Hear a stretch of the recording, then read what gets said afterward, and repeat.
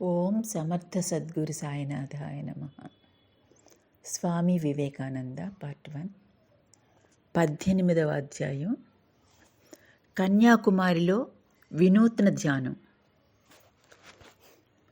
కన్యాకుమారిలో కుమారిమాత ఒడిలో భారతదేశపు దక్షిణాగ్రంలోని ఆ మహాశిల మీద కూర్చుని చింతన చేశాను. నా మనస్సులో ఒక మహాప్రణాళిక ఉదయించింది. స్వామి వివేకానంద. వరాహనగర మఠ స్థాపనతో స్వామీజీ జీవితంలోని తొలిఘట్టం పూర్తయింది. మఠంలో 2 సంవత్సరాలు గడిపి సోదర సన్యాసులలో స్ఫూర్తిని నింపారు. మఠ జీవితానికి ఒక ఆకృతిని కల్పించారు. 1888లో పరివ్రాజకునిగా ఆయన జీవితంలోని 2వ ఘట్టం ప్రారంభమైంది. మొదటిసారి కాశీ, అయోధ్య, లక్నో, ఆగ్రా, బృందావనం మీదుగా హిమాలయాలకు వెళ్లారు. ప్రకృతి సౌందర్యాన్ని, ఆధ్యాత్మిక ఔన్నత్యాన్ని అక్కడ చవిచూసిన స్వామీజీ కొన్ని కారణాల వలన వరాహనగర మఠానికి తిరిగి రావలసి వచ్చింది. 1890లో మళ్లీ హిమాలయాలను సందర్శించారు. కానీ సత్వరమే తిరిగి వచ్చేశారు. 1891లో తమ ప్రణాళికలో కొద్ది మార్పులు చేశారు. నువ్వు అభిలషించవలసింది నీ ముక్తి కాదు, ప్రపంచానికి నీడనిచ్చే మర్రి చెట్టులా విరాజిల్లాలి అని గురుదేవులు ఒకసారి చెప్పిన మాటలు స్వామీజీ జ్ఞాపకం చేసుకుని ఉంటారు. ప్రతిసారి తిరిగి రాను అని చెప్పి వెళ్ళేవారు. కానీ అలా వెళ్ళిన ప్రతిసారి వెనుకకు తిరిగి రావలసి వచ్చింది. హిమాలయాలలోని ఒక గుహలో ఆయన జీవించి ఉండవచ్చు. బాహ్య ప్రపంచంతో ఎలాంటి సంబంధము లేకుండా భగవద్ధ్యాసలో లయించి మైమరిచిపోయి ఉండవచ్చు. తద్వారా ఇంతదాకా ఏతించిన మన మహామునుల కోవలో ఒక సంఖ్య పెరిగి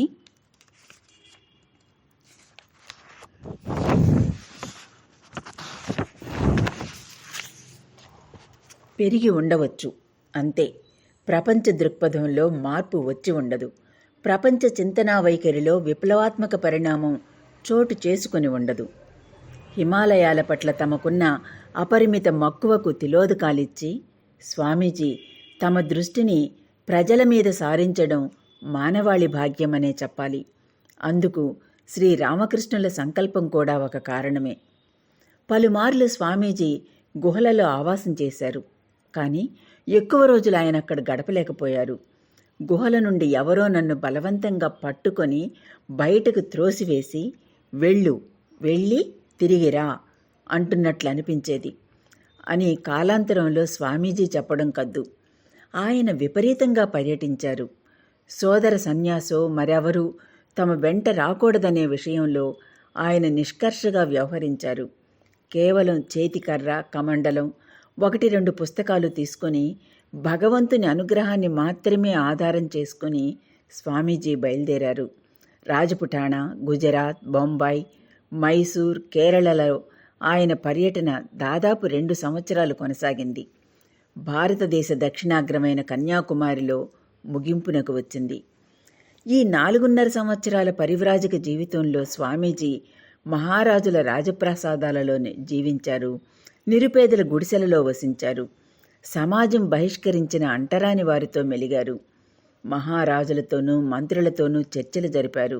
పండితులతో వాదోపవాదాలు చేశారు. ముత్యపు చిప్పలు సేకరించేవాడు సముద్రంలో లోతుగా మునిగి అన్వేషించే రీతిలో ఆయన భారతదేశం అనే సముద్రంలో మునిగి సత్యాన్వేషణ చేశారు. ప్రజల సుఖదుఖాలు, ఆశా నిరాశలు, ఆదర్శాలు, నమ్మకాలు అన్నీ ప్రత్యక్షంగా చూశారు. శాస్త్రాలలో గల జ్ఞానానికి దీటైన ఆర్థిక శాస్త్ర పరిజ్ఞానం కూడా ఆయన సంతరించుకున్నారు. ప్రజల జీవిత విధానాన్ని నిర్దేశించే ఆర్థిక శాస్త్రంలో ఆయనకు గల విశేషమైన జ్ఞానం వలన దేశ పరిస్థితిని ఆయన స్పష్టంగా ఆకళింపు చేసుకోగలిగారు. స్వామీజీ ఈ కాలఘట్టంలో నూతన అనుభవాలను అన్వేషిస్తూనే ఉన్నారు.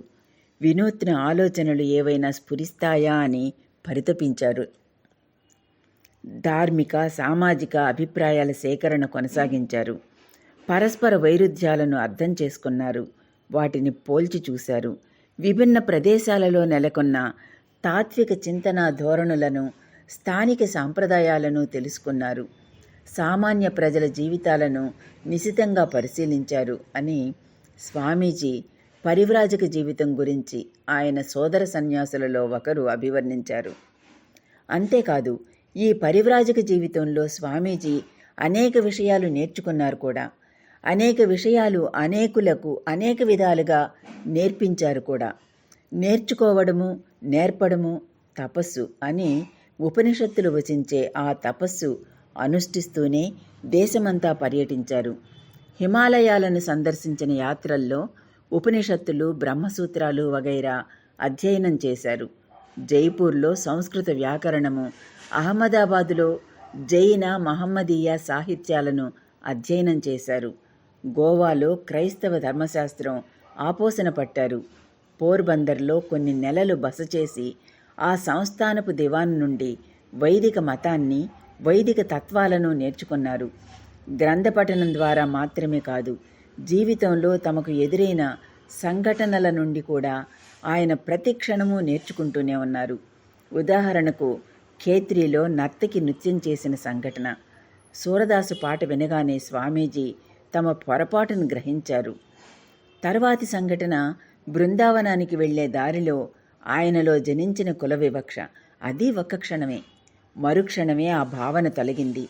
కాశీలో ఆయన కోతుల నుండి పాఠం నేర్చుకున్న విషయం ఇక్కడ ప్రస్తావించడం అసంగతం కాదు. ఈ విధంగా ప్రకృతి, పరిస్థితులు, సంఘటనలు ఇత్యాదుల నుండి సదా నేర్చుకుంటూ ఆయన భారతదేశ పర్యటన కొనసాగించారు. ధనికుడైనా, దరిద్రుడైనా, నగర వాస్తవ్యుడైనా, గ్రామస్తుడైనా అందరికీ దుఃఖాలు ఉంటాయి, కోర్కెలు ఉంటాయి, ఆశలు ఉంటాయి, నిరాశలు ఉంటాయి. వీటి మధ్య చిన్న చిన్న సుఖాలు కూడా ఉంటాయి. ప్రతి క్షణము స్వామీజీ ఈ సత్యాన్ని ప్రత్యక్షంగా దర్శించారు. లోకంలో ఏ గ్రంథము అందించలేని జ్ఞానాన్ని ఈ అనుభవాలు ఆయనకు సంతరింపజేశాయి. స్వామీజీ ఇతరులకు నేర్పించినవి కోకొల్లలు. ఆళ్వార్ మహారాజుకు విగ్రహారాధన, ఖేత్రీ మహారాజుకు ఆధ్యాత్మికత, మతంతో పాటు భౌతిక శాస్త్రం, రసాయన శాస్త్రం, ఖగోళ శాస్త్రం నేర్పించారు. ఈ పర్యటనలో ఆయనను కలుసుకున్న ప్రతి ఒక్కరూ ఏదో ఒకటి నేర్చుకున్నారన్నది తిరుగులేని సత్యం. స్వప్రయత్నం, నిజాయితీగా జీవించడం మాత్రమే కాక శరీరానికి చమురు రాసుకోవడం వలన కలిగే ప్రయోజనం లాంటి అతి సామాన్యమైనవి కూడా స్వామీజీ నేర్పించారు. మైసూరు మహారాజు స్వామీజీ సభలో అసత్యం పలుకడానికి నిరాకరించిన సంఘటన ఒక్కటే అక్కడ సమావేశమైన ప్రతి ఒక్కరికి ఎన్నో గుణపాఠాలు నేర్పి ఉంటుందనడంలో ఎలాంటి సందేహం లేదు. వీటన్నింటికీ తలమానికంగా భాసిల్లింది జైపూర్ సంఘటన. ఎలాంటి వాదాలతోనూ నరేంద్రుడు ప్రభావితం కానప్పుడు శ్రీరామకృష్ణుడు అతడికి అనుభవ జ్ఞానాన్ని ప్రసాదించిన రీతిలో జైపూర్ సేనాధిపతి అయిన హరిసింగ్ భగవంతుని గురించిన ఎలాంటి వివరణను ససేమిరా అంగీకరించను అన్నప్పుడు అతడికి సజీవమైన కృష్ణుని దర్శనం కలిగించిన శక్తి సంపన్నులైన మహాత్ములు స్వామీజీ. ఆయనను కలుసుకున్న, ఆయనకు పరిచయమైన ప్రతి వ్యక్తి ఆధ్యాత్మిక పదంలో పురోగతి పొంది ఉంటారు, భగవంతుని వైపుగా ముందడుగు వేసి ఉంటారనడంలో ఎలాంటి సంశయమూ లేదు. స్వామీజీ పరివ్రాజక జీవిత ఘట్టాలను ముగించే ముందు ఒక ప్రశ్నకు జవాబు కోసం ప్రయత్నిద్దాం. స్వామీజీ నిరుపేదలను కలుసుకొని వారితో జీవించడం నిజమే అయినప్పటికీ మహారాజులు, దివానులు, తక్కిన ఉన్నతాధికారుల వంటి వారిని ఎక్కువగా కలుసుకోవడం మనం చూస్తున్నాం. అదెందుకు? ఇందుకు జవాబు కావాలంటే ఆనాటి రాజకీయ పరిస్థితిని అర్థం చేసుకోవడం అత్యవసరం. మహారాజులంటే సముద్రగుప్తుడు, చంద్రగుప్తుడు, హర్షుడు, రాజరాజ చోళుడు లాంటి చక్రవర్తులు ఠక్కున మనకు జ్ఞాపకానికి వస్తారు. తమ శక్తి సామర్థ్యాలతో శత్రువులను గడగడలాడించి ప్రజలను కంటికి రెప్పలా కాపాడారు వారు. కానీ బ్రిటిష్ వారి కాలంలోని రాజులు కేవలం కీలుబొమ్మలు మాత్రమే, పాలకులు ఆంగ్లేయులు. 1858 ఆగస్టు 2వ తేదీన బ్రిటిష్ ప్రభుత్వం భారతదేశాన్ని పూర్తిగా తన అధీనంలోకి తెచ్చుకుంది. 1876లో విక్టోరియా మహారాణి తనను తాను భారతదేశ సామ్రాజ్ఞిగా ప్రకటించుకుంది. భారతదేశంలో ఆంగ్లేయులు 3 రకాల పరిపాలనా పద్ధతులను చేపట్టారు. కొన్ని ప్రాంతాలలో మహారాజుల పాలనను అట్లే కొనసాగనిచ్చారు. మహారాజు, ప్రధానమంత్రి వంటి వారు భారతీయులే. కానీ బ్రిటిష్ ప్రభుత్వ ప్రతినిధి ఒకరు అక్కడే నివసిస్తాడు. అతడి ఇచ్ఛానుసారమే మహారాజు వ్యవహరించాలి. జమ్మూ కాశ్మీర్, లడాక్ వంటి ప్రాంతాలు ఈ కోవకు చెందాయి. కొన్ని ప్రాంతాలలో గవర్నరు, సహాయ గవర్నరు, కమిషనర్ అంటూ ఆంగ్లేయులే పూర్తిగా పరిపాలన కొనసాగించారు.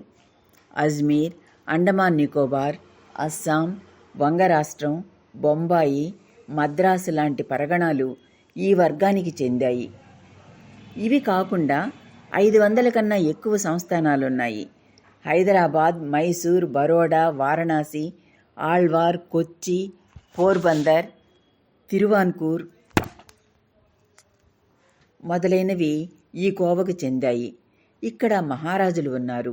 వీరిని సామంతులు అని, ఈ పరగణాలను సామంత రాజ్యాలు అని ఆంగ్లేయులు పేర్కొన్నారు. ఎందుకంటే ప్రభుత్వం అంటే బ్రిటిష్ ప్రభుత్వం ఒక్కటే కనుక. ఈ మహారాజులకు పూర్తి అధికారాలు లేవు. వీరు పక్కనున్న సంస్థానాలతోనూ పొరుగు దేశంతోనూ ఎలాంటి సంబంధము పెట్టుకోరాదు. సంస్థాన రక్షణ లాంటివి ఆంగ్లేయ అధికారులే చూసుకున్నారు. క్లుప్తంగా చెప్పాలంటే ఈ మహారాజులకు పెద్దగా ఎలాంటి పని ఉండేది కాదు. కనుక వీరు వేట, వినోదాలు, పాశ్చాత్య వ్యామోహాదులలో కాలం వెళ్ళబుచ్చారు. ఎలాగైనా ఆంగ్లేయులను ప్రశంసించి తమ రాజరికాన్ని నిలుపుకోవడమే వీరిలో పలువురి ధ్యేయం. అదే ఆంగ్లేయుల కోరిక కూడా. కానీ ప్రజలకు మేలు చేయగోరిన రాజులు కూడా పలువురు లేకపోలేదు. కానీ ఇందువలన ప్రజలలో జాగృతి జనించి తమ అధికారానికి ముప్పు కలుగుతుందేమోనని భయపడ్డ ఆంగ్లేయులు ఆయా రాజుల మంచి ప్రయత్నాలను అడ్డుకోవడానికి కూడా వెనుకాడలేదు. అందుకు ఆ సంస్థానపు దివాను సహకరించడం కద్దు.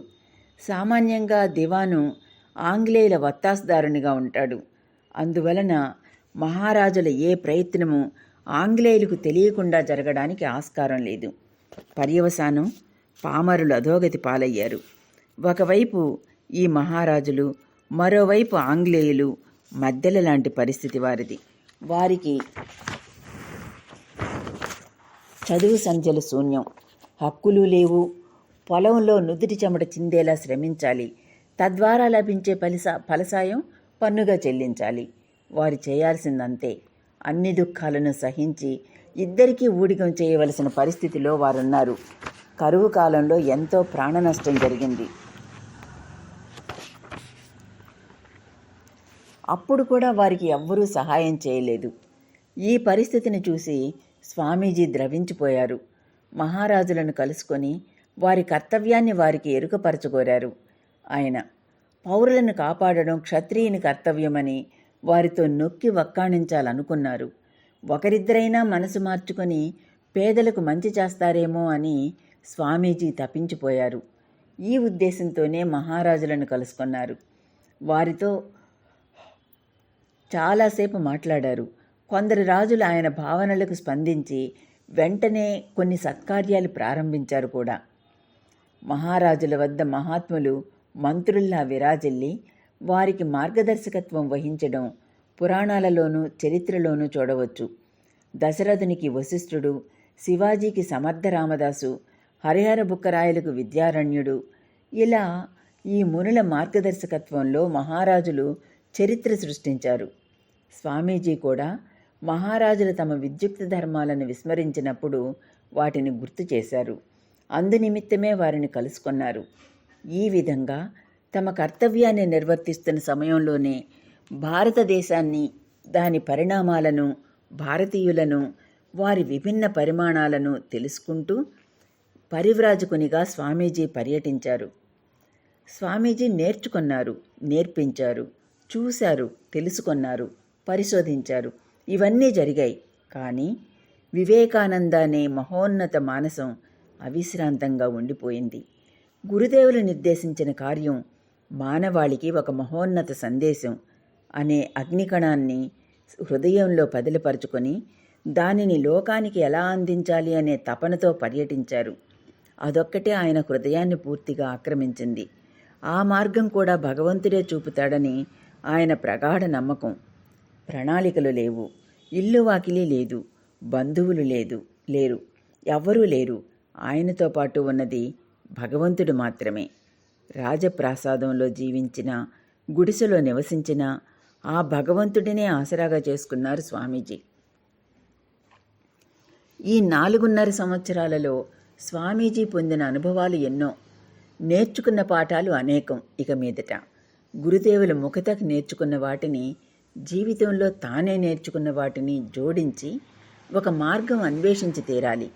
మళ్లీ భారతదేశం ప్రపంచ వేదికపై తలెత్తి నిలబడడానికి, సత్యయుగం మళ్లీ అంకురించడానికి నేటి మానవాళికి ఒక మార్గం చూపాల్సి ఉంది. అందుకు ఏం చేయాలి? ముందుగా అనుభవాలను పొందు, పిదప దీర్ఘంగా చింతన చేయి, తరువాత కార్యాచరణలోకి దిగు అని వచిస్తున్నాయి శాస్త్రాలు. అనుభవాలు పొందడం జరిగిపోయింది, ఇక చింతన చేయాలి. అందుకు ఒక ప్రశాంతమైన చోటు అవసరం. అది ఏది? సముద్రపు అలలు ఉవ్వెత్తున లేచి ఘోషించినా నెలకొని ఉన్న ప్రశాంతత చెక్కు చెదరక నిలబడే తపస్సు చేస్తున్న కన్యాకుమారీదేవి వెలసిన భారతదేశపు దక్షిణాగ్రాన్ని స్వామీజీ ఎంపిక చేసుకున్నారు. తిరువనంతపురం నుండి దాదాపు 55 మైళ్ల దూరంలో కన్యాకుమారి ఉంది. ముక్కడలి సంగమ తీర్థం అది. చేత జపమాలతో నిలబడిన భంగిమలో ఇక్కడ దర్శనమిస్తున్నది కుమారీదేవి. 1892 డిసెంబర్ ఆఖరున స్వామీజీ ఇక్కడకు వచ్చారు. దేవిని ఆరాధించిన తర్వాత సముద్ర తీరానికి వెళ్ళారు. ఆయన మనస్సు నాడు అనుపమాన ప్రశాంతతలో లీనమై ఉంది. అనుభవపూర్వకంగా తెలుసుకుంటేనే దేనినైనా నమ్ముతాను. అనుభవం కన్నా తక్కువ స్థాయిలో ఉన్న ఎలాంటి ప్రమాణాన్ని అంగీకరించను అని పరితపించిపోయిన ఆయనకు కావలసినన్ని అనుభవాలు లభించాయి.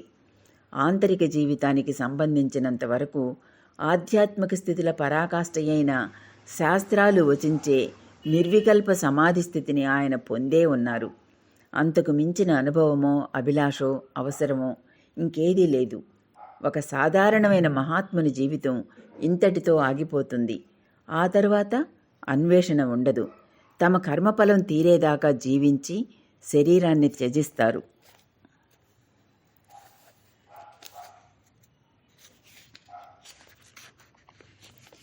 కానీ స్వామీజీ ఈ అనుభవాన్ని పొందిన తర్వాత కూడా ప్రశాంతత లేకుండా తప్పించిపోయారు. ఎందుకంటే స్వామీజీ ఈ ఇలపైకి ఒక సందేశంతో ఏతించిన వారు కనుక. శ్రీరామకృష్ణులు పురమాయించిన మహత్కార్యం సాధించే వరకు ఆయనకు ఆ తపన నుండి విముక్తి లేదు. ఆ తపనే ఆయనను ఈ 4.5 ఏళ్లుగా యావత్ భారతదేశం పర్యటింపచేసింది. పరిస్థితుల ద్వారా పొందిన జ్ఞానం, గురుదేవుల వద్ద నేర్చిన పాఠాలు, పరివ్రాజక జీవితంలో గడించిన అనుభవాలు, స్వీయ అనుభూతి, ఈ 4 నుండి దేశ ప్రగతికి మార్గం కనుగొనాలి. దేశ ప్రగతి వ్యక్తి ప్రగతిని బట్టి ఉంటుంది కనుక తాము అన్వేషించబోయే మార్గం వ్యక్తి ప్రగతిని, దేశ ప్రగతిని సమైక్యపరిచేదిగా ఉండాలి. ఆ మార్గం ఏది? దీర్ఘంగా ఆలోచించసాగారు స్వామీజీ. కన్యాకుమారి దేవిని ఆరాధించారు, హృదయపూర్వకంగా ప్రార్థించారు. తమతో పాటు వచ్చిన మన్మథనాథ్ చిన్న కుమార్తెను దేవిగా భావించి పూజించారు. దారి చూపించమని మనస్ఫూర్తిగా దేవికి మొరపెట్టుకున్నారు. సముద్రం లోపల 2 కిలోమీటర్ల దూరంలోని శిలలు స్వామీజీ దృష్టిని ఆకర్షించాయి. అక్కడికి వెళ్ళి ఏకాంతంగా కూర్చుని ప్రగాఢంగా ధ్యానించి దేవి అనుగ్రహంతో దారి కనుగొనాలని ఆయన హృదయం అభిలషించింది. అక్కడ 2 శిలలున్నాయి. ఒకటి మరీ పెద్దది, మరొకటి చిన్నది. ఆ పెద్ద శిల మీద ఒక పక్కన దేవి నిలబడి తపమాచరించినట్లు ఐతిహ్యం. అక్కడి పాదాల గుర్తులు సాక్షాత్తు ఆ దేవివే అని చెప్పుకుంటారు.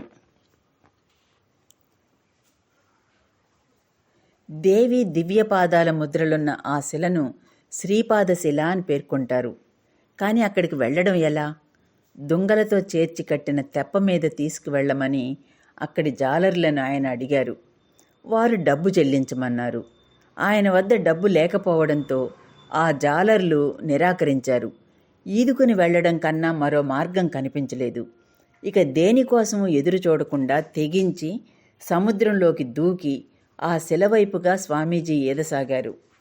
స్వామీజీ కన్యాకుమారి చేరగానే సదాశివం పిళ్ళై అనే వ్యక్తి ఆయనను చూశాడు.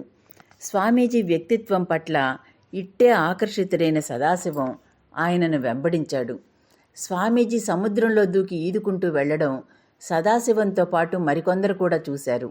ఉత్సుకత, గందరగోళం ఆవరించడంతో వారు స్వామీజీని వెంబడించారు. అప్పుడు స్వామీజీ వారితో తమను గురించి కంగారు పడవద్దని చెప్పి వారిని తిరిగి వెళ్ళిపోమన్నారు. ఆహారం గురించి అడిగినప్పుడు నాకు ఏదైనా ఇవ్వాలని మీరు మనస్ఫూర్తిగా అభిలషిస్తే అదుగో అక్కడ కనిపిస్తున్న ఆ చిన్న రంధ్రంలో పాలు, పండ్లు, కొబ్బరి బొండం లాంటివి ఏదైనా తెచ్చి ఉంచండి. బహుశా అవసరం ఉండకపోవచ్చునేమో, అవసరమైతే తీసుకొని తింటాను. సదాశివం అలాగే చేశాడు.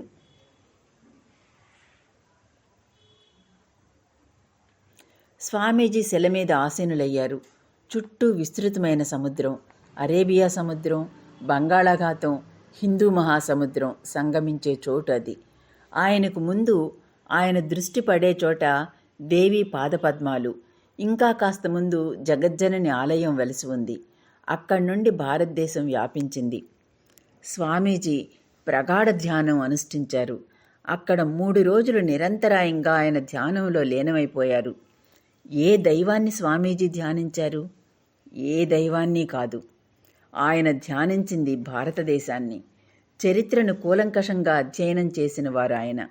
భారతదేశ చరిత్ర మాత్రమే కాదు, ప్రపంచ దేశాల చరిత్రలు సైతం ఆయనకు కరతలామలకం అంటే అత్యుక్తి కాదు. ఆయన ఆలోచనలు గిర్రున తిరిగాయి.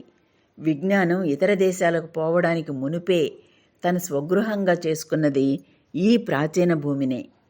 ఆధ్యాత్మిక జ్ఞాన ఆగమనాన్ని సూచించే స్థూల చిహ్నాల అన్నట్లు మన అఖండ హిమాలయ పర్వత పంక్తులు సోపాన పరంపరులుగా స్వచ్ఛమైన శిశిర కిరీటాలను ధరించి ఆకాశంలోనికి అత్యున్నతంగా వ్యాపిస్తున్నది ఇక్కడే.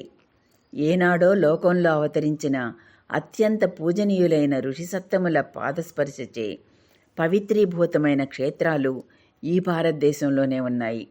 మానవుని అభ్యంతర ప్రకృతిని గూర్చి, ఆంతరిక ప్రపంచాన్ని గూర్చి పరిశోధనలు ప్రప్రథమంగా ప్రారంభమైంది ఇక్కడే.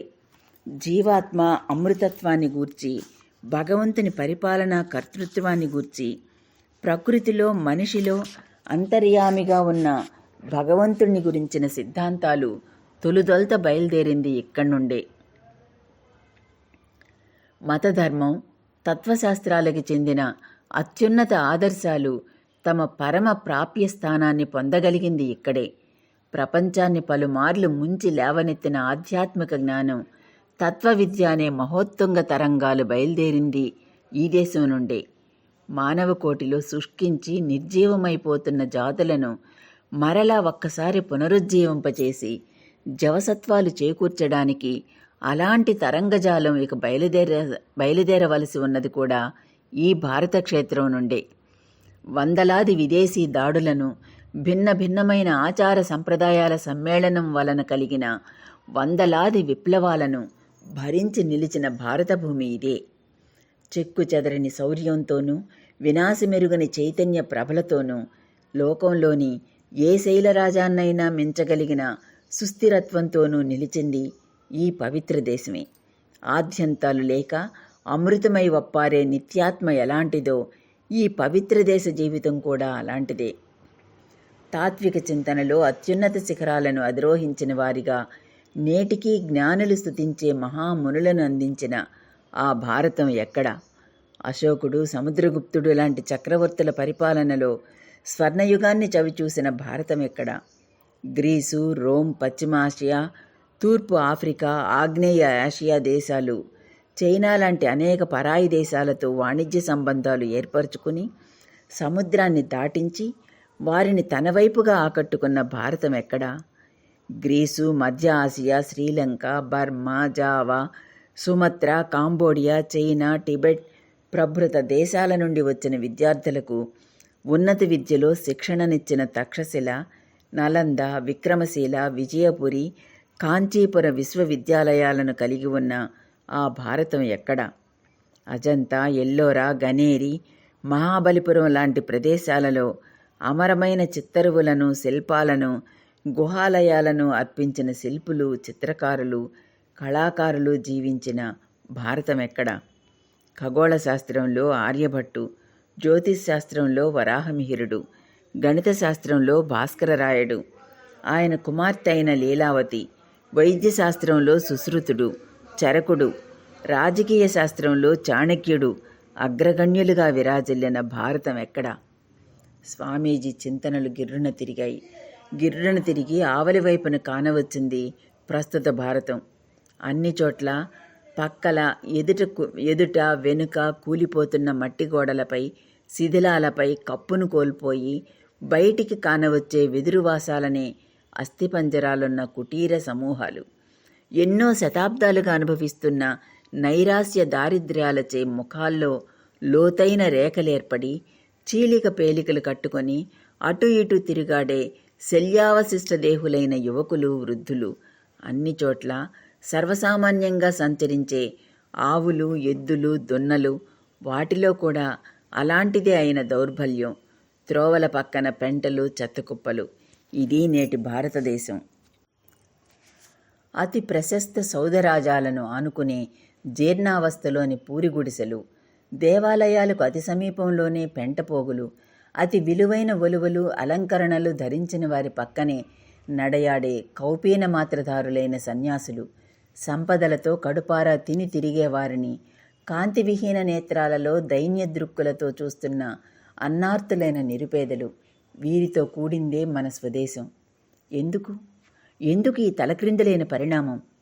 స్వామీజీ చింతనలు మళ్లీ గిర్రున తిరిగాయి.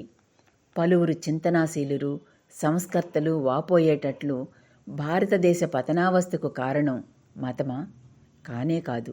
ఎందుకంటే మతానికి ఆరోపించే అపార్థానికి బాధ్యత మతానిది కాదు. దాని తప్పేమీ లేదు. ఏ మతము ప్రజలను హింసించలేదు. ఏ మతము మాంత్రికులను నిండు ప్రాణాలతో కాల్చి చంపలేదు.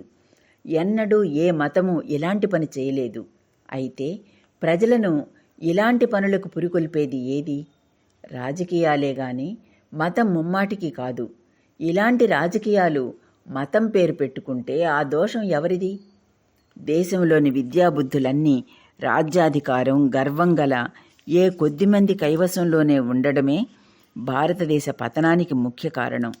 మళ్ళీ మనం అభివృద్ధి చెందాలంటే మనం అదే విధానాన్ని అనుసరించాలి. అంటే జనసామాన్యంలో విద్యావ్యాప్తి గావించాలి. సంఘ సంస్కరణ విషయాల్లో ఒక అర్ధశతాబ్దం గొప్ప ఆర్భాటం లేవదీయబడింది. గత 10 సంవత్సరాలుగా భారతదేశంలో అనేక చోట్ల పర్యటించాను. ఎక్కడ చూసినా సంఘ సంస్కార సంఘాలే కుప్పలు తెప్పలుగా కనిపించాయి. కానీ పెద్ద మనుషులుగా చలామణి అవుతున్నవారు ఎవరి రక్తాన్ని పీల్చి తాము పెద్ద మనుషులుగా అనిపించుకుంటున్నారో అలాంటి జనసామాన్యాన్ని ఉద్ధరించడానికై ఏర్పడ్డ ఒక్క సంఘం కూడా నాకు కనిపించలేదు. మహమ్మదీయులు ఎంతమంది సిపాయిలను వెంటబెట్టుకొచ్చారు, ఎంతమంది ఆంగ్లేయులు వచ్చారు. కేవలం 6 రూపాయలకు తమ తండ్రుల, సోదరుల గొంతులను తెగనరికే 100 మంది భారతదేశంలో కాక మరే దేశంలో ఉన్నారు. 7 శతాబ్దాల్లో మహమ్మదీయులు 6 కోట్లయినారు. 100 సంవత్సరాల క్రైస్తవ పరిపాలనలో 20 లక్షల మంది తిరువాన్కూర్ పరగణాలో మాత్రమే క్రైస్తవులైనారు. ఎందుకు ఆ విధంగా జరిగింది? స్వతంత్రమైన ఆలోచన శక్తి దేశం నుండి పూర్తిగా ఎందుకు పలాయనమైంది? హస్తకౌశలం ఉన్న మన శిల్పులు, కళాకారులు ఐరోపా వారితో పోటీలో ఎందుకు నానాటికి అంతరిస్తున్నారు? అనేక 100 సంవత్సరాలుగా దృఢంగా పాతుకుపోయిన ఆంగ్లేయ కార్మికులను జర్మన్ కార్మికులు ఏ శక్తితో కదల్చివేయగలిగారు? విద్య ఒక్క విద్య వల్లే. కానీ మన బాలురు నేరుస్తున్న విద్య నిరాశాజనకమైంది.